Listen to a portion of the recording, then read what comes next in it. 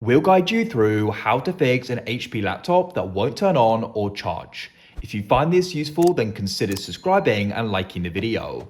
This problem can be really annoying because perhaps you go and use this for your work or your school and you're unable to go and use it. You can't go and turn it on or it won't go and charge. You're just stuck with a black screen.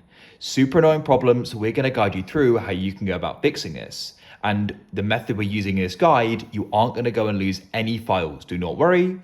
What we're going to hopefully do is go and resolve it and get it working again. So make sure this full guide and don't skip anything, as we're covering important information throughout this whole video. So any further ado, let's get started with this. So what we want to do is make sure there are no peripherals currently plugged in.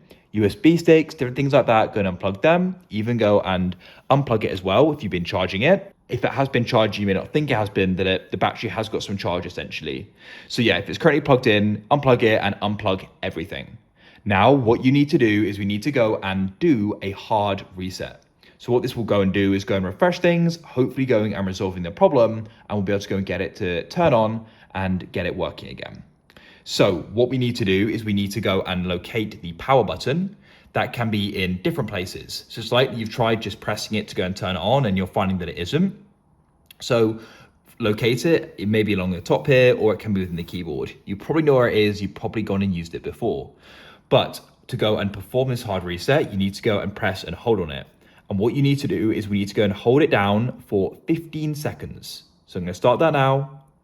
I've got a timer on my phone so I can go and see. Make sure you do keep track of it because you want to make sure that is the minimum of 15 seconds. So I've now done that. I'm going to go and release. And then we're just going to go and turn it on as you usually would. You can see it's now lit up. And hopefully now it's going to go and boot and we'll go and see the HP logo indicating that it's starting. Just like that. As you can see, it's now booting and hopefully now Windows will go and load and you can go and use it. Now I'll just go and plug it back in. You can as well if you want to.